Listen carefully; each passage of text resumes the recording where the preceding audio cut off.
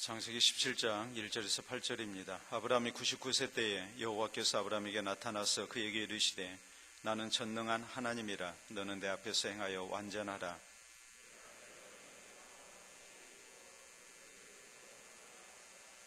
아브라함이 엎드렸더니 하나님이 또 그에게 말씀하여 이르시되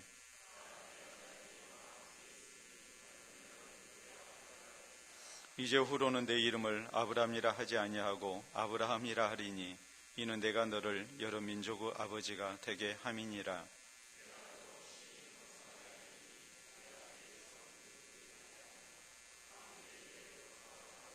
내가 내 언약을 나와 너 및 내 대대 후손 사이에 세워서 영원한 언약을 삼고 너와 내 후손은 하나님이 되리라.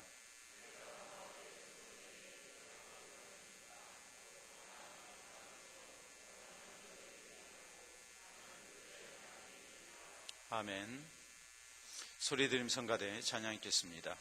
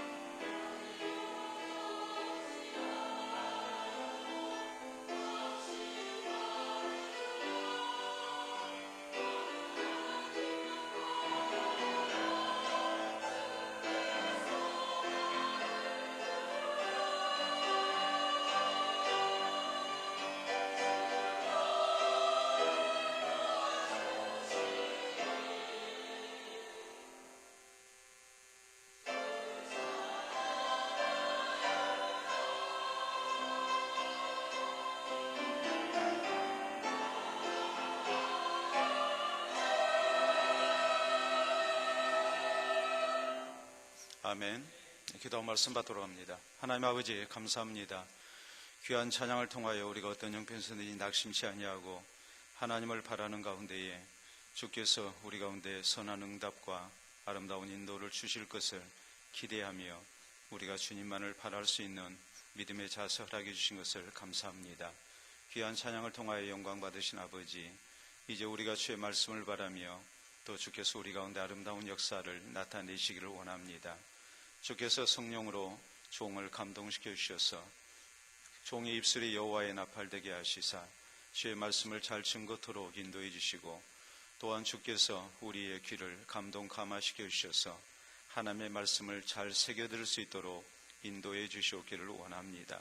우리의 손과 발을 힘있게 하셔서 또한 주께서 허락하신 말씀을 따라 살아갈 수 있는 힘을 얻게 하시고, 우리 하나님을 아름다운 모습으로 섬겨나가는 우리 모두 되도록 역사하여 주시옵소서.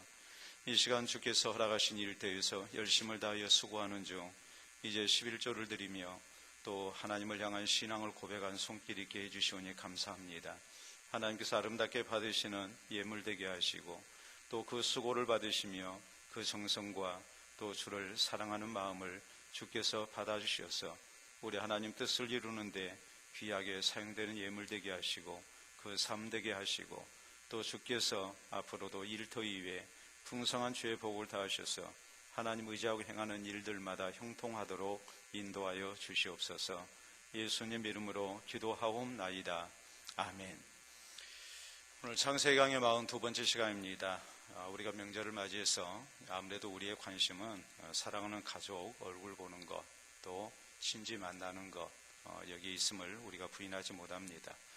그럼에도 불구하고 오늘 저녁 우리가 하나님 앞에 나와서 예배드리는 것, 이것이 또 얼마나 소중한 일인지 우리가 다시 한번 또 기억해야 합니다. 사람 얼굴, 사랑하는 사람, 가족 얼굴 보는 것도 참 우리에게 소중하지만, 우리 성도가 하나님 얼굴 보기를 원하고 또 하나님 만나기를 원하는 것, 이미 하나님께서 참으로 귀하게 받아주셨으리라고 믿습니다. 우리는 지난 시간에 아브라함이 아내의 여종인 하갈에게서 아들 이스마엘을 얻은 사실에 대해서 말씀을 살폈습니다. 그때 아브라함의 나이 86세였죠. 이때 하갈은 나를 살피시는 하나님을 만났습니다. 오늘 본문에 있는 내용은 아브라함의 나이 99세 때에 하나님께서 나타나셔서 이제 아내 사라를 통하여서 얻게 될 아들 이삭의 출생에 대하여 약속하신 내용입니다. 아브라함이 75세에 하나님의 부르심을 받았고, 그로부터 24년의 세월이 흐른 다음 99세가 됐을 때에 하나님께서 그에게 다시 나타나셔서 약속을 주셨습니다. 이스마엘이 출생한 지 13년의 세월이 경과하고 난 다음에 하나님께서 또 아브라함 가정에 나타나시고 또 만나주시고, 그리고 이제 구체적인 하나님의 약속을 이렇게 허락하십니다. 우리가 성경에 보면 아브라함이라는 사람의 나이가 언급된 경우가 모두 5번입니다. 우리가 창세기 12장 4절에 보면 아브라함이 하나님의 부르심 가운데 그가 가나안으로 이주했을 때 나이, 우리가 잘 아는 대로 몇 세인가요? 75세 되던 해에 하나님께서 그에게 나타나셨죠. 그리고 16장 16절에 보면은 이스마엘이 출생했던 나이, 그 나이가 아브라함의 나이 86세였다고 성경은 말씀합니다. 그리고 세 번째가 오늘 본문 17장 1절에 나와 있는 대로 이삭 출생에 대한 하나님의 최종 언약이 주어진 때, 그때가 99세입니다. 그리고 21장 5절에 보면 이제 언약의 아들인 이삭이 출생하던 해, 그때 아브라함의 나이가 100세였다고 나옵니다. 그리고 마지막으로 25장 7절에 보면 아브라함이 죽게 되는데 그때 아브라함의 나이가 175세였다. 이렇게 모두 5번 기록이 됩니다. 근데 그 5번이 다 언제냐면 아브라함의 인생을 놓고 볼 때에 중요한 고비 때마다 하나님께서 나타나셔서 그에게 말씀을 하셨고, 또 그의 인생을 바로 가도록 하나님이 지도하셨음을 우리가 알 수 있는 겁니다. 그렇기 때문에 오늘 본문은 이삭 출생에 대한 하나님의 최종 언약이지만 이것은 매우 중요한 사건입니다. 하나님께서 약속하신 것이 25년 만에 구체적으로 성취가 되고, 또 그 자손을 통해서 하나님의 구원 역사가 계속 진행되고 있음을 이제 우리에게 가르치는 그런 대목이죠. 그렇기 때문에 우리는 오늘 말씀을 통해서 그 교훈을 살피면서 우리도 이 밤 신앙적으로 하나님을 만나는 중요한 시간이 되어야 합니다. 아브라함이 하나님을 만날 때마다 큰 사건이 있었습니다. 마찬가지입니다. 우리 인생의 중요한 고비 때마다 우리가 하나님을 만나야 하고, 또 우리가 하나님을 만남으로 해서 우리 인생의 중요한 터닝포인트가 되어야 한단 말이에요. 내 인생의 귀한 전환점이 되어야 한단 말이에요. 하나님을 만남으로 해서 내 삶에 놀라운 변화가 일어나야 하고, 또 내 인생의 어떤 전환점이 필요할 때, 이대로는 안 되겠다는 생각이 들 때에 그때마다 우리는 하나님을 만날 수 있는 성도가 되어야 해요. 그렇기 때문에 오늘 우리가 세상 사람들, 가족들 만나는 것도 중요하지만 하나님 앞에 예배드려 나왔는데 이 예배 시간이 내 삶의 중요한 전환점이 되는 하나님을 만나는 시간이 되도록 해야 한다는 말이에요. 오늘 하나님께서 아브라함에게 나타나셔서 뭐라고 말씀하시고 그의 인생에 중요한 전환점이 일어나고 있는지 이걸 우리가 살피는 가운데 우리가 오늘 말씀을 통해서 하나님을 만나고 또 내 삶 속에 하나님께서 내 삶을 아름다운 길로 인도해 주시는 그런 전환점이 되도록 우리가 해야 합니다. 자, 그러기 위해서 우리가 여기 오늘 성경 말씀 우리에게 가르치는 교훈 그것이 무엇이겠습니까? 첫째로 우리가 생각할 것은 하나님께서 자신을 어떻게 말씀하셨는가라는 거예요. 하나님은 아브라함에게 자신을 말씀하실 때에 전능한 하나님이라고 말씀을 하세요. 자, 거기 1절에 보면은 아브라함이 99세 때에 여호와께서 아브라함에게 나타나서 그에게 이르시되 나는 전능한 하나님이라 너는 내 앞에서 행하여 완전하라 라고 말씀하십니다. 지금 아브라함의 나이가 99세입니다. 그렇기 때문에 아들을 얻기에는 아주 절망적인 나이가 됐죠. 이스마엘을 얻고 난 다음에 무려 13년이라는 세월이 경과됐습니다. 근데 그 사이에 하나님께서 아무런 약속을 주시지 않았습니다. 이스마엘을 얻고 그때 하나님께서는 말씀하시기를 내 몸에서 난 씨라야 너의 상속자가 될 것이라고 말씀을 하셨는데 이스마엘이 내 몸에서 난 씨이기 때문에 이 이스마엘이 내 상속자인가라고 생각을 했는데 하나님은 아니라고 하셨거든요. 아브라함과 사라 사이에 난 자식이 언약의 상속자가 될 거라고 말씀을 하셨거든요. 근데 13년 동안 아무런 소식이 없는 거예요. 하나님께서 아브라함에게 나타나셨다는 기록이 나오지가 않아요. 그래서 13년 동안 아브라함이 이제나 저제나 하면서 얼마나 초조하게 하나님의 그런 약속을 기다렸겠는가라는 것을 우리가 충분히 짐작할 수 있어요. 그러나 또 한편 우리가 생각하는 것은 뭐겠습니까?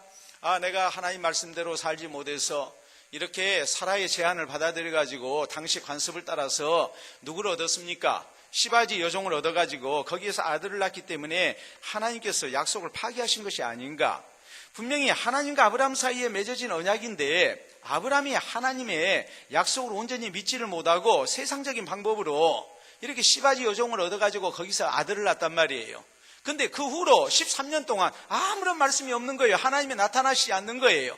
그러면 아브라함이 무슨 생각을 하겠습니까? 내가 하나님 말씀대로 살지 못하니까 하나님께서 나를 아주 포기하셨나 보다. 이런 생각이 들면서 아브라함도 나이가 99세가 됐기 때문에 이제는 자기 몸에서 어떤 씨가 나올 거라는 기대를 전혀 할 수 없는 완전한 포기 상태에 이르렀다고 우리가 생각할 수 있습니다. 이런 때 하나님께서 나타나셨습니다. 그리고 말씀하십니다. 나는 전능한 하나님이라 너는 내 앞에서 행하여 완전하라 라고 말씀하십니다.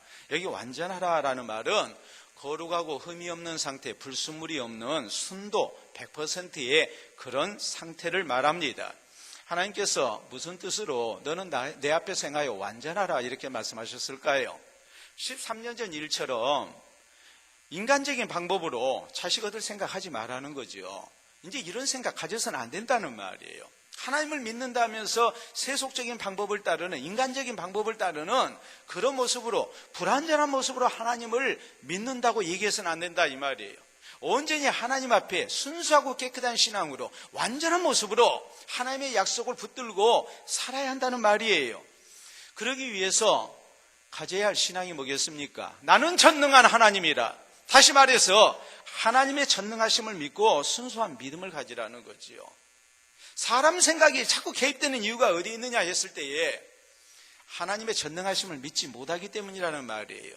하나님의 전능하심을 믿지 못하니까 하나님이 약속하셔도 그 약속을 신뢰할 수가 없는 겁니다. 자꾸 사람 계산이 거기에 들어가는 거예요. 그리고 사람 방법을 찾는 거예요. 하나님이 지금 그걸 지적하시는 거예요. 나는 전능한 하나님이라 너는 내 앞에서 행하여 완전하라. 다시는 인간적인 방법으로 그렇게 하지 마라. 네 생각에는 안 된다 할지라도 하나님은 전능한 하나님이기 때문에 얼마든지 그 약속하신 대로 하신다는 말이에요. 그렇기 때문에 이어지는 2절 말씀 보면 내가 내 언약을 나와 너 사이에 두어 너를 크게 번성하게 하리라 하시니라고 말씀합니다. 하나님께서 약속을 다시 상기시켜 주시죠. 그리고 그 약속 하나님이 잊었다는 말이 아니에요. 하나님이 능력이 없어서 이행하지 못한다는 말이 아니에요. 하나님은 전능한 하나님이시기 때문에 지금 세월이 많이 흘렀지만 하나님은 분명히 그 약속하신 바를 이루실 것이라고 다시 한번 말씀을 하십니다. 그러므로 3절에 보면 이렇게 말씀이 기록되죠. 아브라함이 엎드렸더니 하나님이 또 그에게 말씀하여 이르시되 그랬어요. 자, 하나님이 이렇게 말씀하시는데 아브라함이 엎드리지 아니할 수가 없죠. 여러분, 우리가 이 말씀을 잘 생각해야 합니다. 하나님께서 사람의 모습으로 나타나신 건 아닙니다. 하나님께서 아마도 음성으로 아브라함에게 말씀하셨을 거예요. 그래서 우리가 천지창조라는 영화에 보면 하늘에서 음성이 들리거든요. 하나님께서 아브라함과 교통할 때에 하늘에서 음성이 나는 모습으로 이렇게 이제 묘사를 했습니다. 그럼 지금 하나님께서 아브라함에게 말씀을 하십니다. 아브라함이 지금 엎드린 상태가 아니거든요. 처음에는 어떤 자세였다고 생각해요? 엎드리진 않았지만 아마도 서 있든지 앉아 있든지 아무래도 서서 하나님의 말씀을 받았겠죠. 근데 하나님께서 하시는 말씀이 나는 전능한 자라. 너는 내 앞에서 행하여 완전하라. 내가 너와 맺은 언약을 분명히 이루어서 너의 후손을 내가 번성시켜 주겠다. 이렇게 말씀을 하니까 아브라함이 그 자리에서 엎드렸다고 그랬어요. 우리 상식으로는 아브라함이 하나님이 말씀하실 때 먼저 엎드리고 그리고 하나님이 말씀하시면 거기에 대답을 해야 할 것 같은데 그렇잖아요? 우리가 사극을 보면은 임금이 뭐라고 말하면은 신하들이 바로 엎드립니까? 안 엎드립니까? 바로 엎드리지요. 그리고 성은이 만극하옵나이다 하잖아요. 그런데 아브라함이 하나님이 처음에 말씀하실 때 엎드리지 않았어요. 그런데 하나님께서 나는 전능한 하나님이라 너는 내 앞에 행하여 완전하라. 내가 너와 맺은 언약을 내가 다 이루어서 너희 후손을 번성시켜 주리라. 하나님이 말씀을 하시니까 아브라함이 엎드렸다고 성경은 말씀합니다. 여러분, 아브라함이 무슨 심정으로 엎드렸을까요? 적어도 우리가 세 가지를 생각할 수 있어요. 너는 내 앞에서 행하여 완전하라 라고 말씀하시니까 아브라함이 자기가 하나님의 약속을 온전히 믿지 못하고 뭐 했던 거예요? 인간적인 방법으로 시바지 여종을 얻어가지고 자식을 낳은 것, 그 죄를 뭐 했다는 뜻입니까? 회개했다는 뜻이지요. 이게 엎드렸다는 말이에요. 두 번째는 어떤 의미냐? 하나님을 공경하는 자세로 하나님 앞에 경배를 드렸다는 말이에요. 하나님의 위대하심을 생각하면서 하나님, 내가 하나님 경배합니다. 하나님이 내게 이런 약속을 주시니 내가 하나님을 찬양합니다 하는 뜻에서 엎드렸다고 우리가 생각할 수 있습니다. 여러분, 아이들이 이제 내일 모레 설날인데 왜 할아버지 할머니 앞에서 엎드리고 또 부모님 앞에서 엎드릴까요? 왜 엎드려요? 예? 공경하느라고. 그래요? 세뱃돈 때문에. 그래야 세뱃돈 나오잖아요. 그러나 아브라함이 하나님께 엎드린 것은 첫째는 자기의 죄를 회개한 것이고 두 번째는 하나님을 찬양하는 자세로 하나님께 경배를 드렸다는 뜻입니다. 세 번째는 어떤 뜻이냐? 하나님께서 나는 전능한 하나님이라 너는 내 앞에 행하여 완전하라 했을 때에 그리고 아브라함과의 사이에 맺은 언약을 하나님이 이루심으로 그 후손을 번성시켜 주시겠다고 말씀하셨을 때 아브라함이 엎드립니다. 그 의미는 뭐냐면 아멘이에요. 하나님, 내가 진실되게 믿습니다. 이제 난 전능하신 하나님을 믿습니다. 이제는 인간적인 방법으로 하지 않겠습니다. 하나님 앞에서 완전하겠습니다. 온전히 전능하신 하나님을 믿고 하나님의 약속을 믿고 따르겠습니다라는 그런 서원적 의미 속에서 순종의 자세로, 믿음의 자세로 그가 아멘하며 엎드린 겁니다. 아브라함은 이 전능하신 하나님을 믿는 가운데 그 신앙이 더욱 성숙됩니다. 그래서 우리가 로마서 4장 17절 이하에 보면 성경은 이렇게 말씀합니다. 아브라함이 도저히 자식을 낳을 수 없는 상태였지만 하나님의 약속을 믿었다. 그가 하나님의 약속을 바랄 수 없는 중에 바라고 믿었으니 이는 하나님은 죽은 자를 살리시며 없는 것을 있는 것 같이 부르시는 하나님이시라는 것을 믿었기 때문이었다. 성경은 로마서 4장 17절 이하에 이렇게 말씀을 합니다. 도저히 믿을 수 없습니다. 기대할 수 없습니다. 그런데 하나님께서 약속하시니까 믿습니다. 하나님의 신실하심을 믿었지만 그 신실하심의 근거가 뭐였냐면은 하나님은 전능하시다는 사실이에요. 전능하신 하나님을 믿었기 때문에 믿을 수 없는 상황에서 믿는 겁니다. 죽은 자를 살리시며 없는 것을 있는 것 같이 부르시는 하나님. 여러분, 우리가 살아계신 하나님을 우리의 삶 속에서 만나기를 원하고 체험하기를 원하고 우리 삶 속에 놀라운 전환점이 일어나기를 원한다면 내 인생 속에서 내가 이때 하나님을 만났고 내 삶이 놀랍게 변화가 됐다. 살아계신 하나님을 내가 만나고 체험했다. 이런 아름다운 신앙을 우리가 얻기를 원한다면 우리에게 있어야 할 신앙의 자세가 첫째로 뭐냐면 전능하신 하나님을 믿는 거예요. 전능하신 하나님을 믿어야 나머지 신앙이 뒤따라오는 거예요. 여러분, 우리가 사도신경으로 우리의 신앙을 고백합니다. 맨 처음에 고백한 게 뭡니까? 전능하사 천지를 만드신 하나님을 내가 믿사오며거든요. 전능하신 하나님을 믿어야 하나님이 천지 만물 창조하신 것을 믿습니다. 예수님의 동력녀 탄생을 믿습니다. 예수님이 십자가에 달려 죽으시고 3일 만에 부활한 것을 믿습니다. 예수님이 다시 재림할 것도 믿는 겁니다. 우리가 다시 부활할 것도 믿는 겁니다. 영원히 사는 것도 우리가 믿을 수 있는 겁니다. 전능하신 하나님을 믿지 아니하면 우리의 신앙은 나머지는 다 가짜가 되고 마는 거예요. 믿을 수가 없는 내용이 되고 마는 거예요. 그렇기 때문에 전능하신 하나님을 믿는 이 신앙의 자세, 이것이 얼마나 우리에게 중요한가를 알아야 해요. 하나님께서 이스라엘 백성들 애굽에서 노예 생활하는데 저희를 10가지 재앙 가운데서 애굽에 이런 헛된 우상들을 다 무너뜨리시고 그리고 이스라엘 백성들을 구원해 내십니다. 10가지 재앙은 애굽의 우상과 다 관련이 되어 있습니다. 자기들을 지배하는 민족들이 섬기는 신입니다. 그러니까 이스라엘 백성들이 뭐 하겠습니까? 그 신을 굉장히 높였겠죠. 자기를 지배하는 민족들이 섬기는 신이니까 절대 소홀히 할 수가 없잖아요. 정말로 강한 신이라고 생각을 했을 거 아니에요. 이런 상황에서 하나님께서 이런 것이 얼마나 헛된 우상인가라는 것을 10가지 재앙을 통해서 완전히 다 저희를 무너뜨리십니다. 그래서 이스라엘 백성들로 하여금 우상을 숭배하는 대신에 살아계신 하나님, 우상을 다 철저히 망하게 하신 살아계신 하나님만을 섬기게 하십니다. 그런데 이 백성들이 광야 생활하면서 자꾸 문제가 생기죠. 문제가 생긴 이유가 뭡니까? 하나님께서는 우상은 무능하고 하나님은 전능하심을 나타내셨음에도 불구하고 자꾸 하나님의 전능하심을 의심하는 거예요. 어떤 어려운 문제를 만나면 사람의 힘으로 안 되는 일 같으면 하나님도 안 된다고 생각하는 거예요. 그리고서 미리 절망하고 불신앙 속에 빠지는 겁니다. 이것이 큰 문제였습니다. 여러분, 우리 하나님께서는 솔로몬에게 성전을 건축해 하시고 성전 입구에 2개의 큰 녹기둥을 세우게 하셨습니다. 하나는 야긴이요, 하나는 보아스입니다. 야긴은 저가 세우리라, 보아스는 저에게 능력이 있답니다.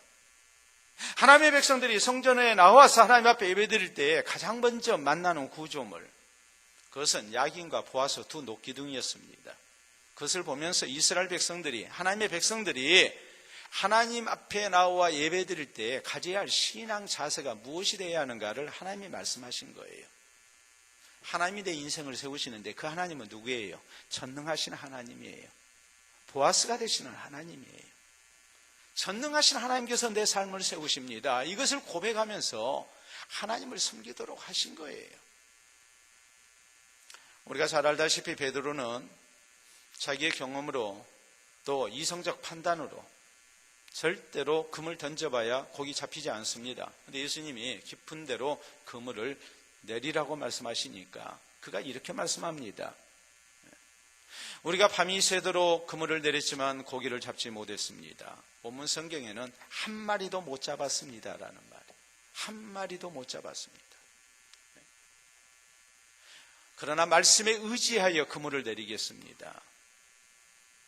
주님의 말씀을 믿는 거예요. 주님의 전능하심을 믿는 거예요. 그대로 순종하는 거예요. 12전 혈루증 걸린 여인이 어떻게 해서 병남을 얻습니까? 예수님의 전능하심을 믿은 거죠.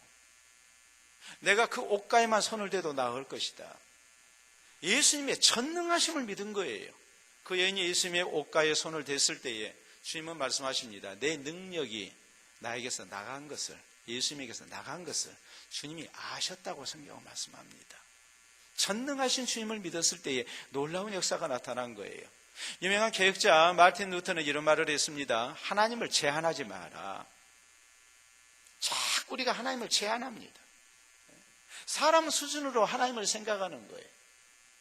사람 수준으로 하나님이 이 정도는 하실 거라고 생각하면 믿는 것이고 기도하는 것이고, 하나님께서 우리 가운데 허락하신 말씀에 대해서 아멘하는 것이고, 하나님을 무제한의 하나님이라고 믿지를 않는 거예요.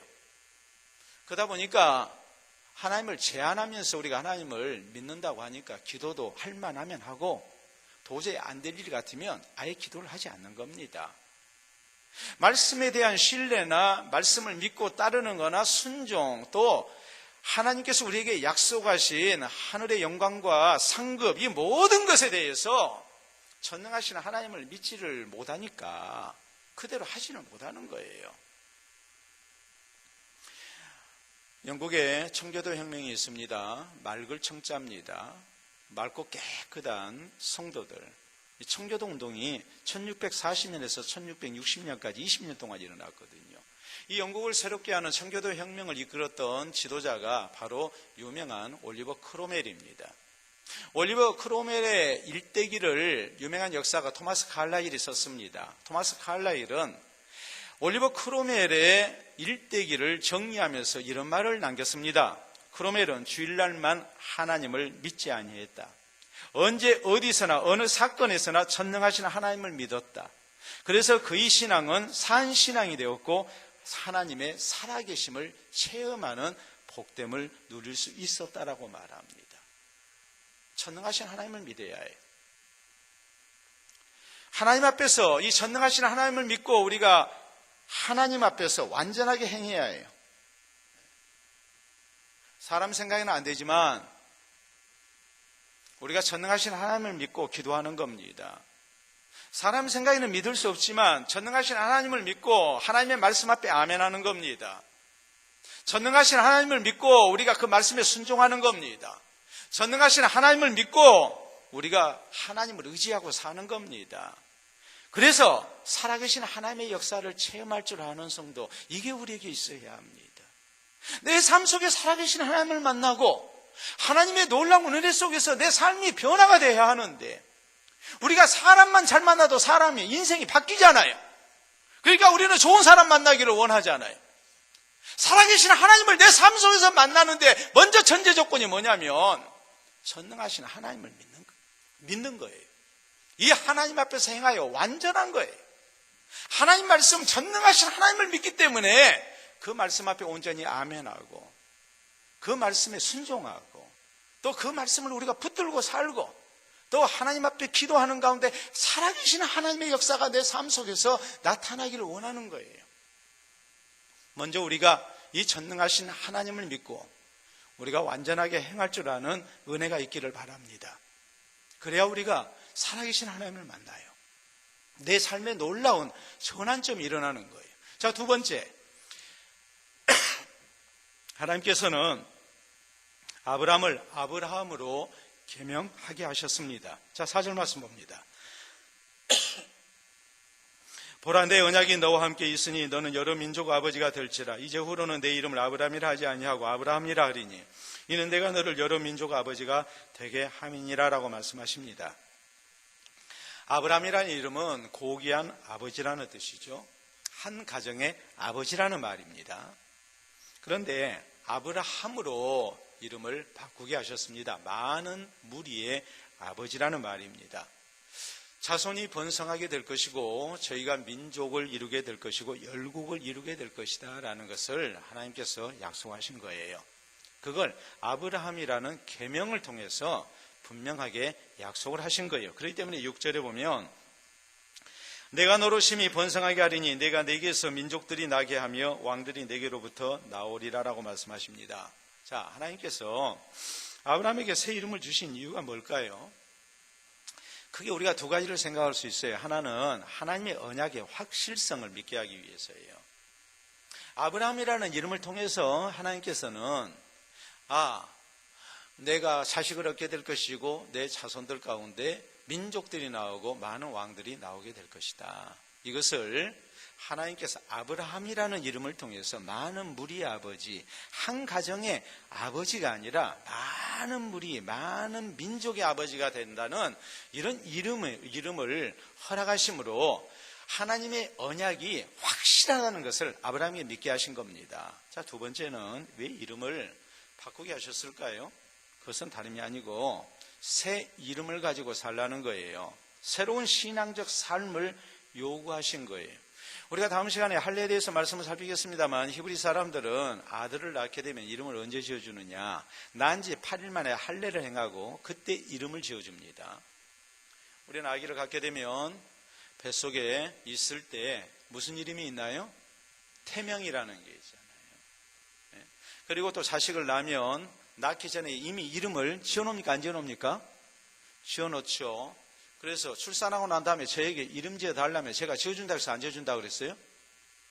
지어준다고 해서 안 지어준다고 그랬어요? 안 지어줘요. 목사님들 이름 짓는 거 보니까요, 주일날 나면 안식이 아니면 주일이더라고요. 제 매형 이름이 안식이에요. 박안식. 그 식자돌림이거든요. 형님은 박병식 목사님. 왜 안식이냐? 언제 났어요?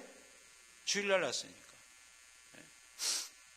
제가 부교육자 시절 때 교인이 주일날 자식을 낳으니까 목사님께 이름 지어달라고 하니까 주일이에요. 신주일이, 김주일이 다 주일입니다. 주일날 나면. 근데 부모가 자식에게 이름을 줘야 하잖아요. 10달 동안 뭐 했냐는 거죠. 한 사람도 아니고 둘이서. 그러니까 부모로서의 책임을 다하게 하기 위해서 제가 이름 안 지어줘요. 부모가 지어줘야죠. 부모가.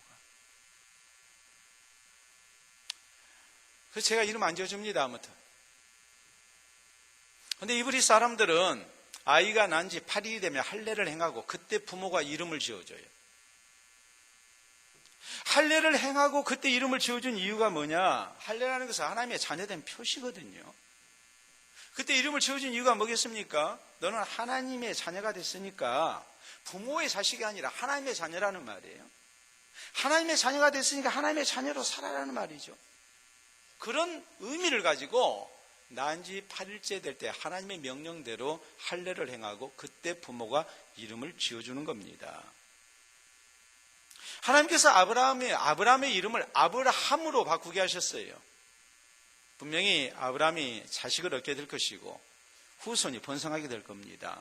많은 민족이 그의 후손들 가운데 나오게 될 것입니다. 하나님의 언약이 확실하다는 것을 다시 한번 믿게 하신 것이죠. 그리고 하나님께서 말씀하십니다. 하나님의 언약을 가진 백성으로 하나님을 믿는 백성답게 이제는 새로운 신앙적인 결단과 각오 속에서 살아야 함을 하나님께서 요구를 하신 거예요. 마찬가지예요. 우리 그리스도인이라는 새로운 신분과 이름으로 살아야 해요. 오늘날 그리스도인들이 욕을 먹는 이유가 어디에 있느냐? 그리스도인으로 우리가 살지 못해서 그래요. 예수님을 구주로 믿고 죄인이 의인이 됐습니다. 신분적 변화는 일어났습니다. 그런데 삶의 변화가 없는 거예요. 그리스도인이라는 신분적 변화가 일어났음에도 불구하고 그리스도인 되기 이전의 삶이 계속되고 있는 거지요. 신분의 변화는 분명히 있지만은 생활의 변화가 전혀 없는 거예요. 그러니까 문제가 생기는 거예요. 고린도서 5장 7절에 보면 그런즉 이전 것은 지나갔으니 보라 새 것이 되었도다라고 성경은 말씀하거든요. 이건 신분의 변화입니다. 우리가 예수님을 구주로 믿고 죄인이 의인 됐습니다. 마귀의 자녀가 하나님의 자녀가 됐습니다. 분명히 우리는 신분의 변화를 얻은 사람들이에요. 그리스도 예수 안에서 새로운 피조물이 됐어요. 그런데 문제는 뭐냐? 생활의 변화가 있어야 하거든요. 그래서 에베소 4장 22절에서 시작되는 말씀을 보면 너희는 유혹의 욕심을 따라 썩어져가는 구습을 따르는 옛사람을 벗어버리고 오직 심령으로 새롭게 되어 하나님을 따라 의와 진리의 거룩함으로 지으심을 받은 새 사람을 입으라라고 말씀하십니다. 그리고 25절 이하에 신분의 변화, 옛사람이 아니라 새 사람 된 하나님의 백성들이 가져야 할 삶의 자세가 무엇인가? 여기에 대해서 성경은 이렇게 말씀합니다. 거짓말하는 사람들, 거짓말하라는 거예요? 하지 말라는 거예요? 하지 마라. 참말을 말해라. 도둑질하는 사람들, 이제 도둑질해서는 안 된다. 구제할 것이 있도록 일하는 사람이 되어야 한다. 분을 내더라도 해를 넘기지 마라. 죄 짓지 마라. 또 말씀하죠. 더러운 말은 너 입 밖에 내지도 말고 은혜되는 말만 하도록 해라. 생활의 변화를 말씀해요. 분명히 예수님을 구주로 믿고 우리가 신분의 변화가 일어났지만 신분의 변화만으로는 안 된다는 말이에요. 새 이름을 얻었기 때문에 우리가 새롭게 살아야 해요. 삭개오라는 사람이 예수님을 만납니다. 예수님을 만났을 때 그의 삶에 놀라운 변화가 일어나죠. 주여 보소서, 내 재산의 절반을 가난한 자를 위하여 내놓겠으며 내가 만일 남은 것을 속여서 뺏은 일이 있다면, 토색한 일이 있다면 내가 4배로 갚겠습니다. 예수님께서 말씀하십니다. 보라, 구원이 이 집에 이르렀으니 이도 아브라함의 자손임이로다. 생활의 변화가 일어나니까 인정을 받잖아요. 첫 예루살렘 교회의 성도들이 세상 사람들로부터 칭송을 들었던 이유가 뭡니까? 그건 다른 게 아니죠. 생활의 변화 때문이었거든요. 서로 사랑하고 섬기고 세속적인 삶의 가치관을 가지고 사는 것이 아니라 하나님 나라의 백성처럼 살잖아요. 그러니까 인정을 받는 것이죠. 안디옥 교회 성도들이 세상 사람들로부터 그리스도인이라는 별명을 얻습니다. 크리스티아누스, 그리스도에게 소속된 사람들. 세상에 살지만은 세상 사람들이 아니에요. 사는 모습이 근본적으로 질적으로 다른 거예요. 오죽하면 야고보는 우리에게 뭐라고 말씀합니까? 행함 없는 믿음은 죽은 것과 같다. 그건 잘못된 신앙, 거짓된 신앙이다라고 우리에게 경고하지 않습니까? 초대 한국교회에 유명한 봉사했던 김익두 목사님에 대한 얘기, 우리가 몇 번을 들어도 질리지 않는 교훈되는 이야기입니다. 평양 시내의 유명한 깡패였습니다.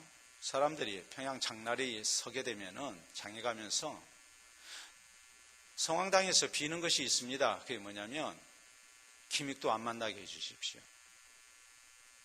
만나면 큰일 나거든요. 얻어 터지고 돈 뺏기고. 이 유명한 폭력배 김익두를 만나지 않게 해달라고 그랬어요. 근데 김익두가 모페 목사님을 만나서 회개하고 예수님을 구주로 믿었습니다. 그가 변했습니다. 그리고 좋아하는 술을 끊었습니다. 근데 술 친구들이 자꾸 찾아옵니다. 야, 익두야, 술 먹자. 술 친구들이 찾아와서 술 먹자고 그러니까 김익두가 뭐라고 대답합니까? 아, 내가 몸이 안 좋아서 요새 구약을 먹고 신약을 먹고 있다고. 그래서 술을 못 먹는다고. 그러니까 이 친구들이 생각하기를 구약은 한약이고 신약은 양약인가 보다. 그리고서 아이고 저 녀석 술 많이 먹더니 건강 축났네. 그리고서 쩌쩌쩌 하면서 갔습니다. 근데 며칠 있다 다시 또 오는 거예요. 익두야, 약 다 먹었지? 이제 괜찮지? 술 먹자. 도저히 안 되겠거든요. 김익두가 했던 일이 뭡니까? 부고장을 돌린 일이었거든요. 김익두 죽었다. 부고장을 돌리고 살았어요. 옛사람은 죽었다는 말이에요. 이 김익두가 목사가 돼서 전도여행을 떠났습니다. 그런데 한 번은 술 취한 사람이 다짜고짜 김익두를 붙들고 패는 겁니다. 김익두가 속으로 내가 옛날에 술 먹고 사람들 팼는데 내가 심은 대로 거두는구나 생각하고 그냥 맞아줬어요. 근데 김익두가 계속 맞아주니까 이 술 취한 사람이 한참 폭행을 하다가 좀 이상한 생각이 들었어요. 그래가지고 폭행을 멈췄어요. 그러니까 김익두가 이런 말을 합니다. 예수는 내가 믿었고 복은 네가 받았다. 내가 김익두다. 그러니까 이 사람이 그 자리에서 엎드리는 거예요. 옛날 같으면 그 죽었죠. 사람이 완전히 바뀌잖아요. 그래서 그 사람을 전도하는 겁니다. 우리가 신분의 변화로 만족해서는 안 돼요. 로마 가톨릭에서는 영세를 베풀 때에 영세명이라는 것을 줍니다. 신앙의 위인들의 이름을 주죠. 그 이유가 뭐겠습니까? 그런 사람처럼 살아라는 거예요. 세례를 받았으니까 세례 받은 사람으로서 거듭나서 이제는 다르게 살아라는 거예요. 우리가 세례받고 세례명을 받지 아니한다 할지라도 우리의 삶 속에서 살아계신 하나님을 만나는 체험, 내 삶에 있어서 아름다운 전환점이 나타나는 놀라운 신앙의 역사를 우리가 얻기를 원한다면 우리 이름이 바뀌어야 합니다. 우리가 새롭게 살아야 해요. 내가 새롭게 살지 않냐고는 절대 하나님의 역사를 우리가 얻을 수가 없는 거예요. 하나님께서는 우리가 옛사람으로 사는 것이 아니라 새 사람으로 살게 될 때에 그와 같이 하십니다. 그리고 그에게 새 인생을 주시는 겁니다. 새롭게 살아서 새 은혜를 누리고 또 살아계신 하나님을 우리가 새롭게 체험하는, 그래서 우리의 삶 속에 아름다운 전환점이 나타나는 은혜가 있기를 바랍니다. 자, 세 번째, 우리가 어떻게 해야 또 내 삶 속에서 아름다운 전환점이 나타날까? 여기 오늘 성경 말씀은 하나님께서 아브라함에게 주신 약속이 후손에게까지 영원한 언약인 것을 말씀하십니다. 7절 봅니다. 내가 내 언약을 나와 너 및 내 대대 후손 사이에 세워서 영원한 언약을 삼고 너와 내 후손의 하나님이 되리라라고 말씀하십니다. 아브라함과 하나님 사이의 언약이 아브라함의 대대 후손과 하나님 사이의 언약으로 확대된 거죠. 그 이유가 뭐겠습니까? 아브라함이 믿음의 조상으로 하나님 앞에 부르심을 받았기 때문이에요. 그러니까 구원의 복이 아브라함 조상 한 사람에만 국한된 것이 아니고 모든 믿음의 후손들에게, 백성들에게까지 미칠 것을 말씀하는 거예요. 또 하나는 세월이 흐르고 흘러도 아브라함 죽어 없어져도 몇백 년이 지나든 몇천 년이 흐르든 간에 세월이 흐르고 시대가 바뀌어도 하나님의 약속은 변함없이 존재할 거라는 거예요. 이걸 하나님께서 지금 말씀을 하신 거예요. 그렇기 때문에 8절에 보면 내가 너와 내 후손에게 내가 거류하는 이 땅 곧 가나안 온 땅을 주어 영원한 기업이 되게 하고 나는 그들의 하나님이 되리라라고 말씀하십니다. 전능하신 하나님께서 틀림없이 역사 속에서 약속하신 것을 다 이루실 것이라고 말씀합니다. 그러므로 이 하나님의 영원한 언약을 붙들고 흔들림이 없이 하나님 향한 신앙으로 살아야 한다. 이것이 아브라함 당대만 그런 모습이 아니라 그 후손들까지도 하나님의 언약은 우리에게까지 유효하다는 것을 알고 흔들림 없이 하나님의 약속을 붙들고 사는 믿음의 자손들이 되어야 한다라는 것을 강조하고 있는 겁니다. 여러분, 우리가 살아계신 하나님의 은혜 속에 우리가 거하려면 뭐 해야 할까요? 그것은 언약의 신실성을 믿고 사는 거예요. 사람의 약속은 오래가지 못하죠. 또 사람은 아무리 약속했다 할지라도 부모가 약속한 것을 자식이 다 지켜야 할 의무가 없는 겁니다. 그런데 하나님의 약속은 그리하지 아니해요. 하나님께서 오늘 나와 약속하셨다면 그 약속은 우리의 자손에게까지 미치는 하나님의 복된 약속인 것을 우리가 믿어야 한단 말이에요. 아브라함 한 사람이 약속했지만 그 후손에게까지 대대로 시대와 공간을 초월한 언약인 것을 하나님께서는 강조하셨어요. 그러니까 성도가 하나님의 약속을 붙들고 살게 될 때에 전환점이 일어나요. 여러분 그렇잖아요? 여러분 아시다시피 요셉이 후손들에게 죽을 때 유언합니다. 하나님께서 분명히 때가 되면 너희들을 만나러 오실 것이다. 너희를 공고하셔서 이 땅에서 나가게 하실 것이다. 그때 너희는 내 해골을 메고 올라가도록 해라.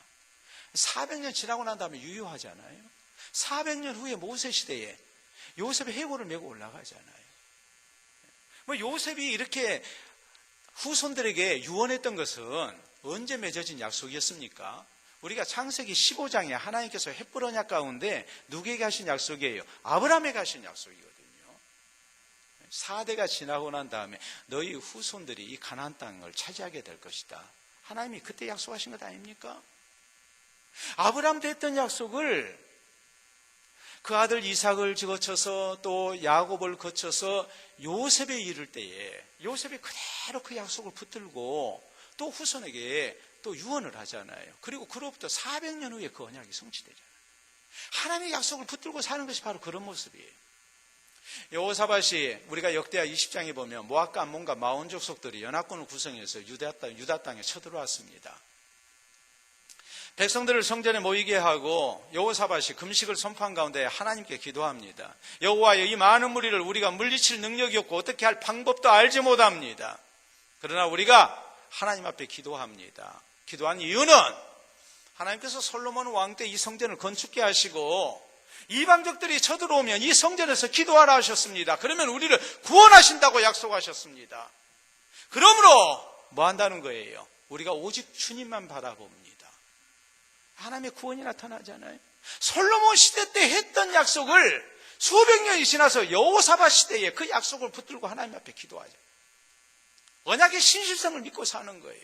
다니엘은 하나님께서 70년이 지나면 포로된 백성들을 해방시켜 주신다고 에레미야를 통해서 하나님이 약속하신 것을 알고 그 기간이 차가니까 뭐합니까? 하나님께 기도하기 시작합니다.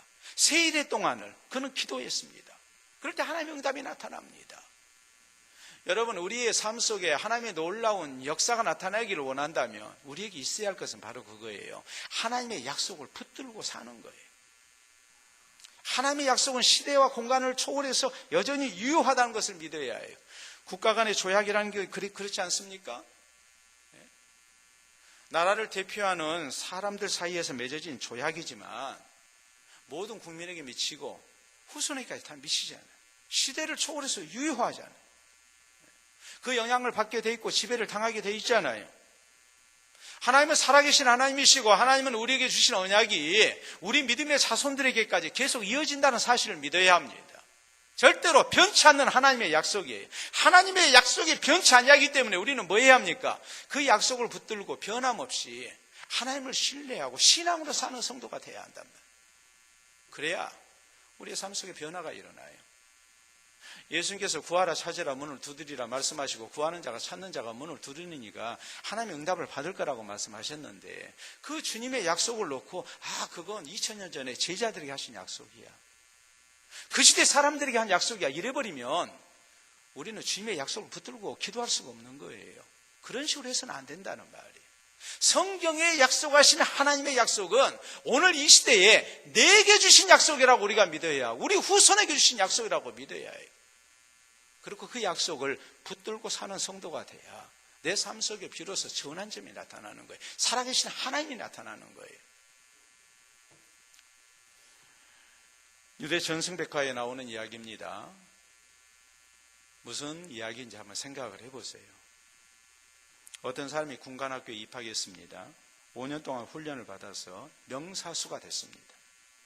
어느 정도 명사수가 됐느냐? 벽에 분필로 동그라미 하나 그려놓고 멀리서 떨어져서 총을 쏘면 정확하게 그 동그라미 안에 총알이 맞는 거예요.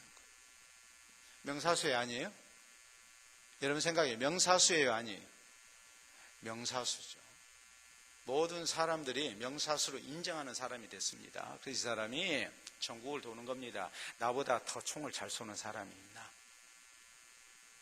그래서 자기가 최고의 고수라는 것을 입증하기 위해서 이 마을 저 마을 다니면서 총 잘 쏘는 사람들과 대결을 해서 다 이겼습니다. 어떤 마을에 왔는데 그 마을에 들어선 순간 깜짝 놀랐습니다. 왜 놀랐냐면 벽에 분필로 동그라미가 그려져 있는데 정중앙에 총알 자국이 나 있는 거예요.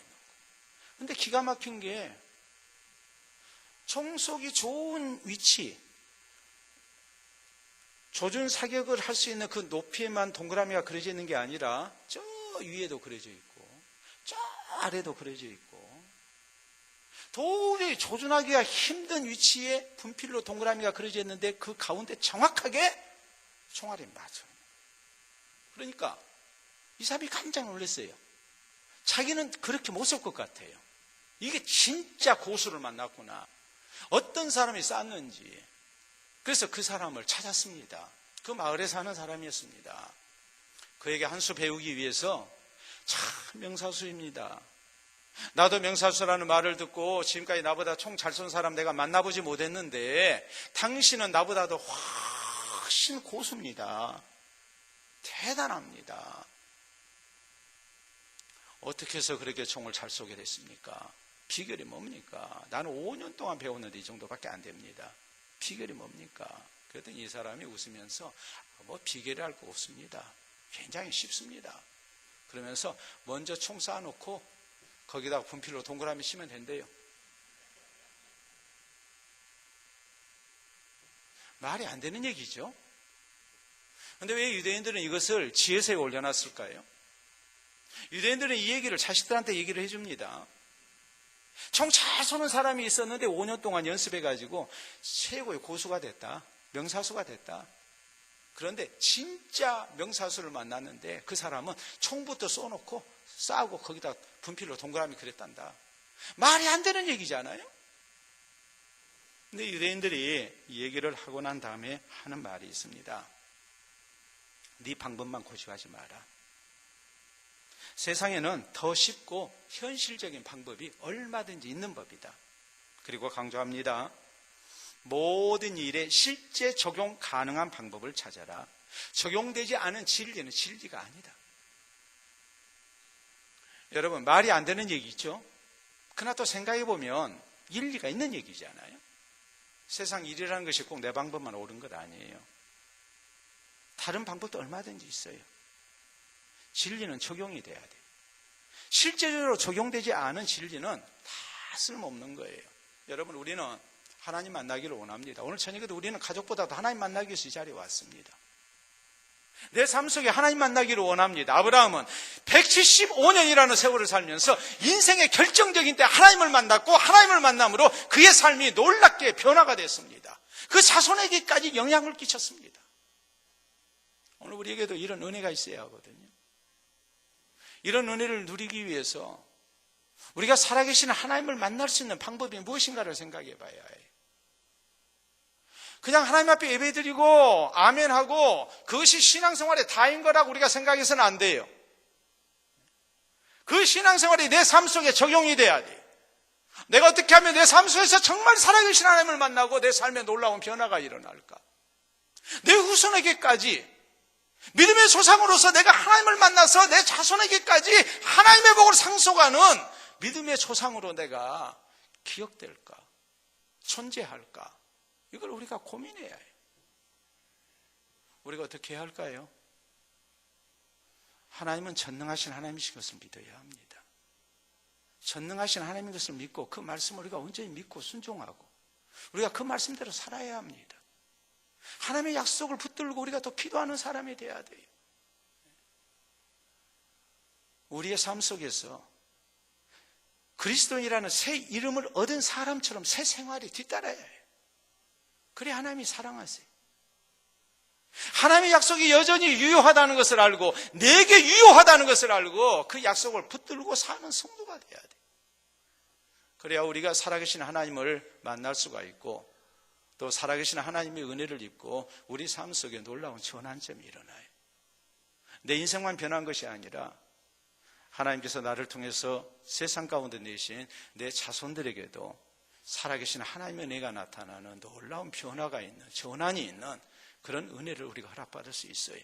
주신 말씀을 생각하면서 우리 함께 기도합시다. 자, 기도합니다. 우리가 신앙생활을 수십 년씩 했고 또 수년씩 했지만 오늘 내 삶 속에 정말 살아계신 하나님을 만나고 내 삶에 아름다운 변화가 일어나기를 우리가 원해야 합니다. 전능하신 하나님 믿고 하나님의 자녀다운 새 생활을 힘쓰는 가운데 주께서 내게 주신 약속을 믿고 붙들고 살아갈 수 있기를 주님 앞에 기도합시다. 그래야 살아계신 하나님 만나고 내 삶에 변화가 있습니다. 기도합니다.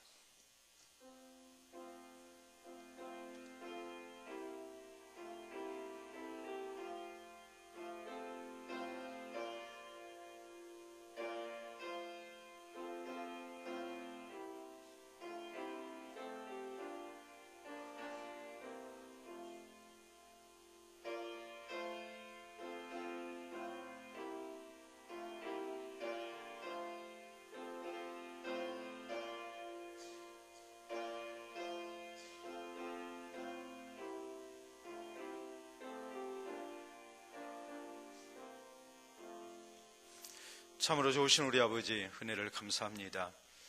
하나님의 놀라우신 구원과 또 은혜 속에 우리를 살게 하시고 또 천국 백성으로 우리를 인치시며 인도해 주심을 참으로 감사합니다. 오늘 또 우리가 주님 만나기를 힘쓸 수 있도록 도와주시고 주 앞에 나와 경배하며 또 주의 말씀 받게 하시고 신실하신 하나님의 백성으로 또 살아계신 하나님의 아름다운 역사가 나타나는 삶 속에 우리가 세상을 살기를 소원토록 해주시오니 감사합니다. 많은 신앙생활 속에서 우리 자신이 변화되지 못하고 또 우리의 삶에 변화가 없으며 살아계신 하나님을 만나는 체험이 없음을 이 시간 부끄러움 속에 고백합니다. 아버지, 이제 우리의 삶이 하나님을 만나고 새롭게 변화되기를 원합니다. 우리의 삶이 하나님을 만남으로 더욱 새로워지기를 원합니다. 새로운 세상을 보게 하시고 새 은혜를 누리게 하시고 우리가 새로운 모습으로 살아 하나님께 기쁨 되는, 또 많은 사람들에게 하나님의 복이 되는 사람들이 되기를 원합니다. 전능하신 하나님 믿고 하나님 앞에 완전한 모습으로 살게 하시고 예수 그리스도의 백성으로 우리가 새로운 삶, 새 생활을 힘쓸 수 있도록 인도하여 주시옵소서. 항상 하나님의 약속을 붙들고 믿음으로 순종하며 살아가게 하여 주셔서 이제 주께서 언약하신 바를 우리에게 이루시며 우리 하나님의 약속하신 놀라운 은총을 우리가 허락받아 우리 삶 속에 하나님과 동행하는 모습이 있게 하시고 전능하신 하나님께서 우리를 붙드시며 또 우리를 통해 여호와께 복받은 자손으로 널리 인정받게 해주시는 역사가 있기를 원합니다. 우리 사랑하는 성도들 한 사람 한 사람 믿음의 조상으로 세우시고 저희를 통해서 내신 백성들마다 후손들마다 하나님의 백성 되어 주의 복주심을 널리 드러내며 주님을 자랑하며 하나님을 영화롭게 하는 아름다운 백성으로 살아가는 역사가 있게 하여 주시옵소서. 감사하며 예수님 이름으로 기도하옵나이다. 아멘.